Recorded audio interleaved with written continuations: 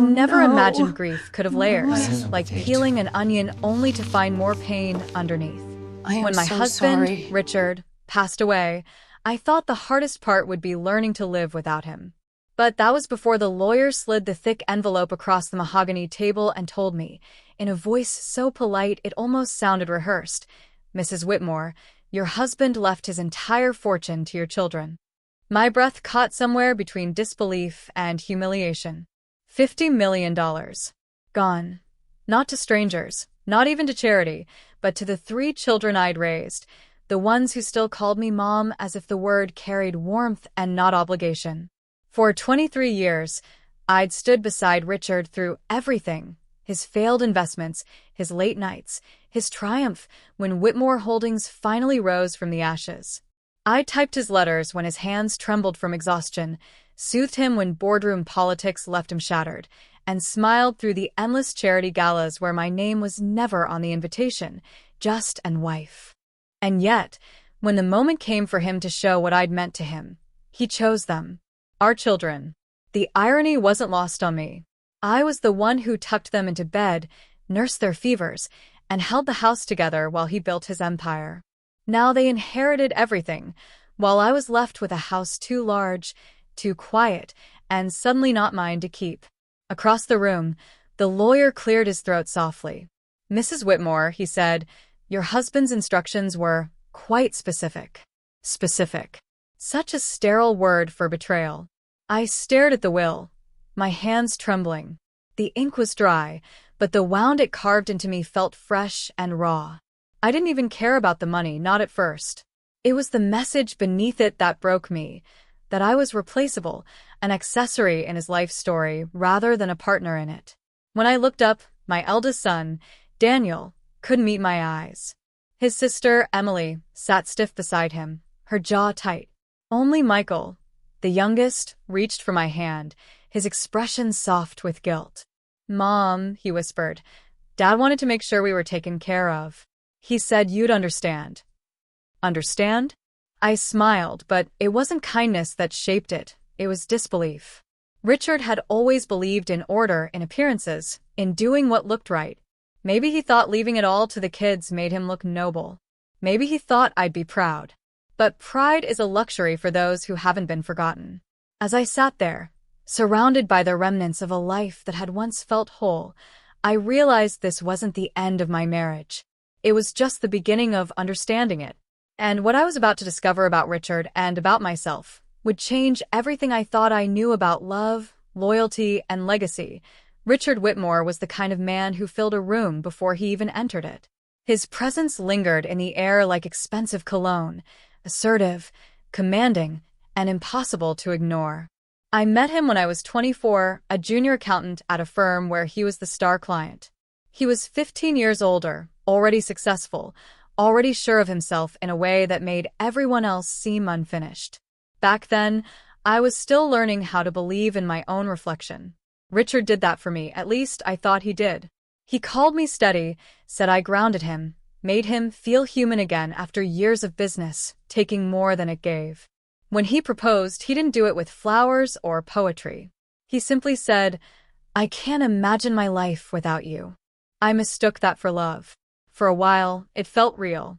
We built a home together, a sprawling white brick estate on the outskirts of Boston.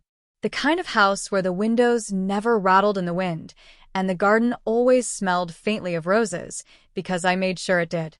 We raised 3 children who became the center of our world. Daniel, who inherited his father's logic, Emily, who mirrored my quiet stubbornness, and Michael, my dreamer, my heart in human form. But success has a way of eroding the spaces between people. As Richard's company grew, so did his distance. The man who once sought comfort in my arms began seeking validation in stock prices and social status. I convinced myself it was a phase, that he'd find his way back. He never did. Even then, I stayed. Not because I was weak, but because I believed in family. Because every time I looked at our children, I saw the best parts of both of us. In his later years, Richard mellowed, or maybe he just grew tired.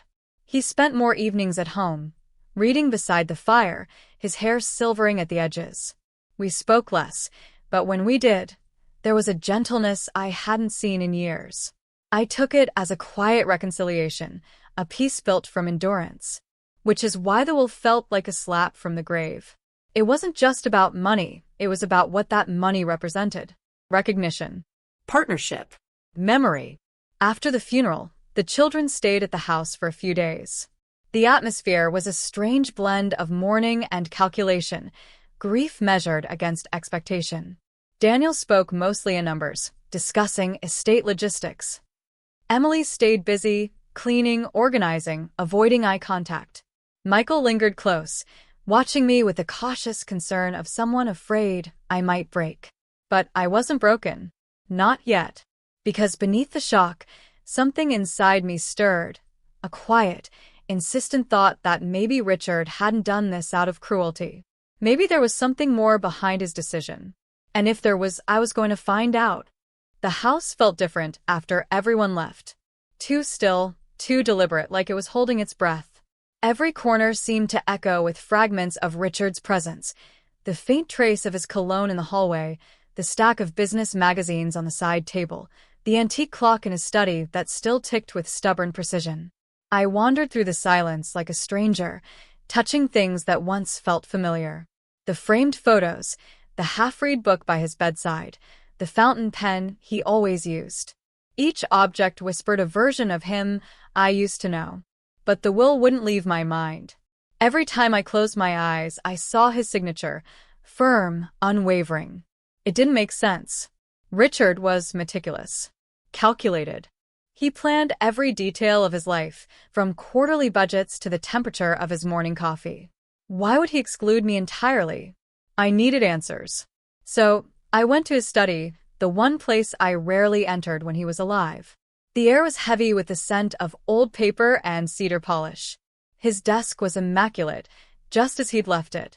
Everything in perfect order, except for one drawer that stuck when I tried to open it. Inside, I found an envelope addressed in his handwriting, for Margaret. My name. My heart stumbled. I hesitated, fingers trembling, before tearing it open. Inside was a single letter, short, almost businesslike, but laced with something more. Maggie, if you're reading this, I'm gone. I've made choices that you may not understand, but I hope, someday, you'll see why. The children will need stability, something only you can give them. The money is theirs, but the foundation of this family was always yours. Protect it. Richard. I read it over and over, searching for meaning between the lines. Protect it. Protect what? The family? The legacy? The truth? That night, I called Daniel. Did your father ever talk to you about the will before he died? I asked, keeping my voice steady. A pause. He mentioned wanting to make sure we were secure, Daniel said carefully. He didn't want you to worry about anything. I see, I murmured. But I didn't see it all. Emily, when I asked her, was even colder. Dad knew what he was doing, Mom. He wasn't trying to hurt you. Maybe he just wanted things to be simple. Simple. As if rewriting the balance of a lifetime could ever be simple. Only Michael seemed uneasy. Mom, he said one evening, Dad asked me to look after something for him before he passed. He told me not to tell anyone until you were ready. I turned to him, pulse quickening. What do you mean, look after something? He hesitated. It's a box. Locked. He said it's yours, but you have to find the key. The word sent a chill through me. Where is it? In the cellar. Behind the wine racks. That night, when the house slept, I went down to the cellar with a flashlight. The air was cool and damp, the smell of oak and dust thick around me. I found the box easily, small, wooden, with brass hinges and a tiny keyhole that glinted under the beam. I ran my fingers over the lid, tracing the initials carved into the surface. RW. No key. I sat there for a long time, staring at it. Something about it felt heavier than its size suggested, as if it held not just objects but truths. Over the next few days, I searched everywhere for the key, for answers. I combed through drawers, coat pockets, even the lining of his briefcase. Nothing. The children started to notice my distraction. Mom, maybe you should let this go, Daniel said one morning. Dad wouldn't have wanted you to. Wouldn't have wanted me to what? I snapped, sharper than I intended. To question him? To wonder why he left me with nothing? The room fell silent. Emily looked away. Michael's hand brushed mine under the table, a quiet reassurance. But I couldn't let it go, because deep down, I knew Richard had left me something. Maybe not money, but something far more deliberate. Something that could explain everything. And I was going to open that box, no matter what it cost me to. It took me nearly 2 weeks to find the key. I wasn't even looking for it when I did. It was tucked inside Richard's old piano bench, a place he hadn't touched in years. The moment I saw it, small and brass, with the faint engraving of a W, I knew. My hands trembled as I held it, the same way they had when I first found the letter. That night, I went back to the cellar. The silence down there felt alive, like the house itself was waiting. The flashlight beam wavered as I knelt in front of the box. When the key clicked into the lock, it was as if a chapter one hadn't known existed began to open. Inside, I didn't find jewelry or secret accounts. I found paper, letters, old receipts, photographs, and a bound notebook. The first page was dated 15 years ago, for when Maggie is ready to know the truth. My breath hitched. I began to read. The notebook wasn't a diary, it was a confession.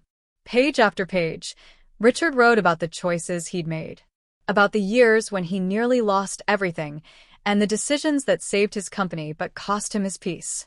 He wrote about a silent deal made with an investor who'd threatened to expose financial discrepancies from early in his career, discrepancies Richard had fixed but too late. To protect his family's name, he'd legally bound his assets under the children's trust. It wasn't betrayal, it was strategy. But buried between the business entries were words that broke me in ways the will never could. Maggie doesn't know what she's given up for me. I see her fading behind the curtains of my ambition, and I hate myself for it. I've written her out of the will, because it's the only way to protect her. If they ever reopen the investigation, her name will be clean. The kids will inherit, and she'll appear uninvolved. It's cruel, but it's the only mercy I can give.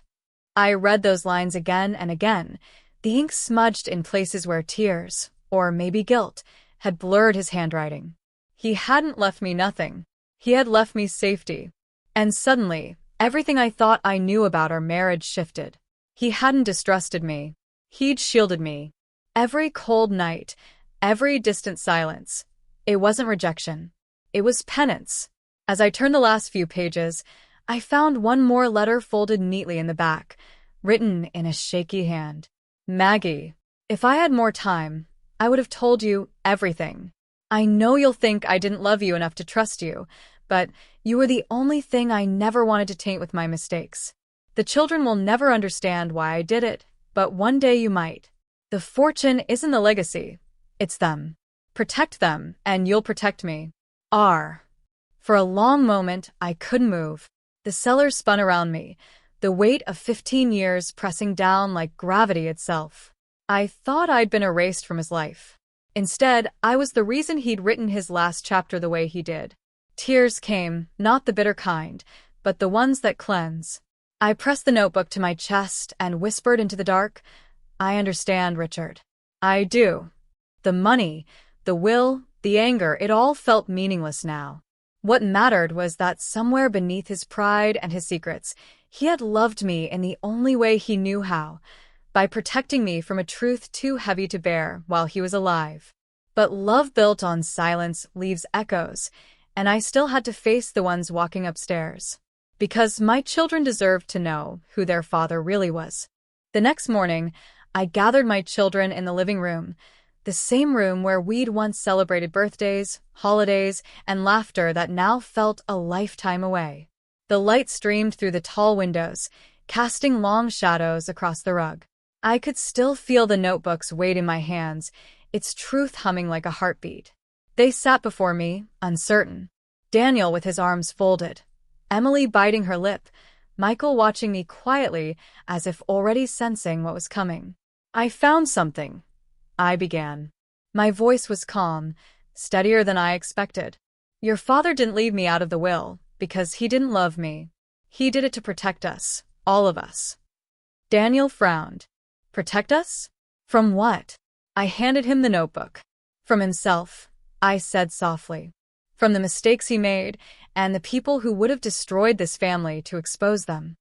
They read in silence. I watched as their faces shifted, from confusion to disbelief, then something gentler. Understanding.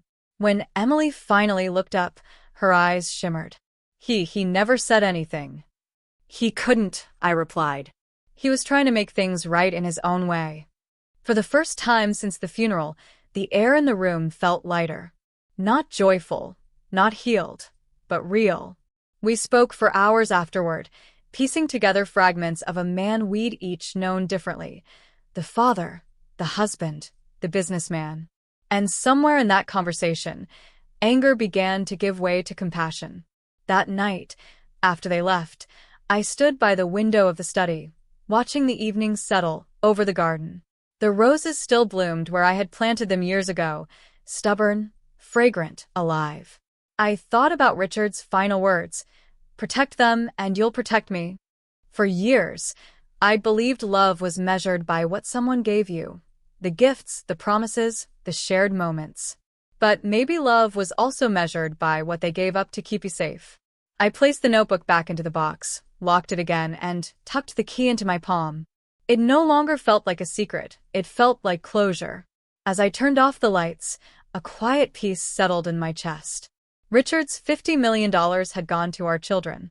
But what he left me, truth, understanding, and the strength to carry his legacy forward, was worth infinitely more. And maybe, just maybe, that was the kind of inheritance love was always meant to be.